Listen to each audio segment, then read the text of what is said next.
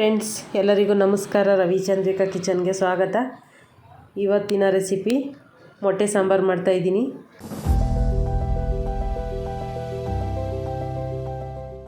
ಇಲ್ಲಿ ಒಂದು 10 ಹಸಿ ಮೊಟ್ಟೆನ ತೊಗೊಂಡಿದ್ದೀನಿ. ಇವಾಗ ಒಂದು ಕಡಾಯಿ ತೊಗೊಳ್ಳೋಣ. ಕಡಾಯಿಗೆ ಒಂದು 2-3 ಸ್ಪೂನಷ್ಟು ಎಣ್ಣೆ ಹಾಕ್ಕೊಳ್ಳೋಣ. ಒಂದು ಈರುಳ್ಳಿ ಹಚ್ಕೊಂಡಿದ್ದೀನಿ. ಈರುಳ್ಳಿ ಹಾಕ್ಕೊಳ್ತಾಯಿದ್ದೀನಿ ಒಗ್ಗರಣೆಗೆ.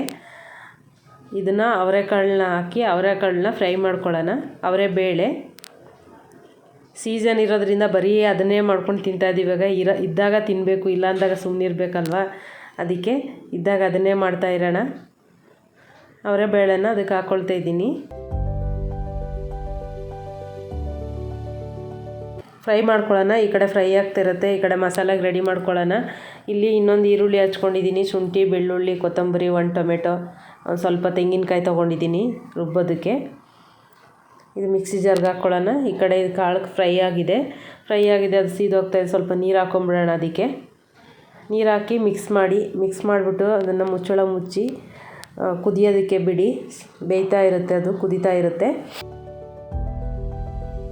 ಈ ಕಡೆ ನಾವು ಇನ್ನೊಂದು ಸ್ವಲ್ಪ ಕುದ್ದಾಗಿದೆ. ಇವಾಗ ಅದಕ್ಕೆ ಸಾಂಬಾರು ಪೌಡರ್ ಹಾಕ್ಕೊಳ್ತಾ ಇದ್ದೀನಿ. 1 ಸ್ಪೂನ್ ಗರಂ ಮಸಾಲ ಹಾಕ್ಕೊಳ್ತಾ ಇದ್ದೀನಿ. ಅರ್ಧ ಸ್ಪೂನ್ ಅರಿಶಿನ ಪುಡಿ ಹಾಕ್ಕೊಳ್ತಾ ಇದ್ದೀನಿ. ಮತ್ತು ಇದನ್ನು ಫ್ರೈ ಮಾಡ್ಕೊಳ್ಳೋಣ. ನೀರೆಲ್ಲ ಚೆನ್ನಾಗಿ ಕುದ್ಬಿಟ್ಟು ಕಾಳೆಲ್ಲ ಬೆಂದಿರುತ್ತಲ್ವ. ಇವಾಗ ರುಬ್ಬಿರೋ ಅಂಥ ಮಸಾಲೆನ ಅದಕ್ಕೆ ಹಾಕ್ಕೊಂಡು ಮಿಕ್ಸ್ ಮಾಡೋಣ. ಮಸಾಲ ಕೂಡ ಸ್ವಲ್ಪ ಕುದ್ದು ಸ್ವಲ್ಪ ಚೆನ್ನಾಗಿ ಫ್ರೈ ಆಗಲಿ.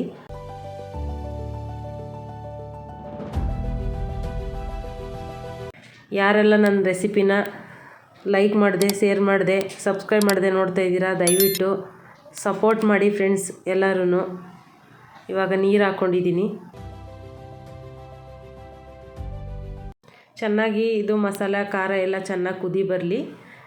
ನಿಮಗೆ ನೀರು ಎಷ್ಟು ಬೇಕಷ್ಟು ನೋಡ್ಕೊಂಡು ಹಾಕ್ಕೊಳ್ಳಿ. ಜಾಸ್ತಿ ಗಟ್ಟಿಗೆ ಮಾಡ್ಕೊಳ್ಳೋಕೆ ಹೋಗಬೇಡಿ. ಇದು ಮೊಟ್ಟೆ ನಾನು ಒಡೆದ್ಬಿಟ್ಟು ಹಾಕೋದ್ರಿಂದ.